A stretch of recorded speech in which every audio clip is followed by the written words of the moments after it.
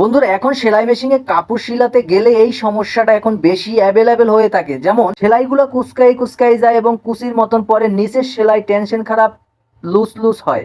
এই সমস্যাটা তোমাদের কখনো হলে তোমরা কোনখান থেকে ঠিক করে নিবা সেইটাই আজকে দেখাবো। নিচের সেলাইটা ঠিক করার জন্য আমি এই টেনশন পোস্টার সুতোটা টাইট করে দিচ্ছি, বেশি লুজ ছিল এই কারণে আমি টাইট করে দিচ্ছি। এরপরে যে কাজটা করবো, ববিন কেসটা খুলে নেবো। ববিন কেসটা খুলে নেওয়ার পরে দেখো এখানে ববিন কেসের সুতোটা টাইট, এটা লুজ করার জন্য দেখো এখানে একটা স্ক্রুপ আছে, এই পাতির উপরে একটা স্ক্রুপ আছে, স্ক্রুপটা আমি লুজ করে দিচ্ছি। লুজ করার পরে দেখো ববিনের সুতোটা একটা অ্যাডজাস্ট আছে, এই অ্যাডজাস্টটা করে নিচ্ছি। কিভাবে দেখো বন্ধুরা, স্ক্রুপটা লুজ দিলেই কি অ্যাডজাস্টটা হয়ে গেছে? না, অ্যাডজাস্টটা করতে হবে। দেখো আমি যেভাবে করিনি এভাবে, এভাবে করলেই তোমরা বুঝতে পারবা যে না এখন হালকা মিডিয়াম লুজ আছে। এই অবস্থায় আমি ববিন কেসটা এখন লাগাই নিব। বন্ধুরা ববিন কেস লাগানোর পরে যে কাজটা করব সেটা তো দেখতেই পাচ্ছো। আর সেলাই মেশিন ভালোবাসলে তোমরা একটা লাইক করে যাবা এবং ভিডিওটা দেখে উপকার হলে আমার চ্যানেলটা সাবস্ক্রাইব করে আমার সাথে থাকবা। সবাই ভালো থাকবা, সুস্থ থাকবা। আবার দেখা হবে অন্য একটা ভিডিওতে। সবাইকে ধন্যবাদ।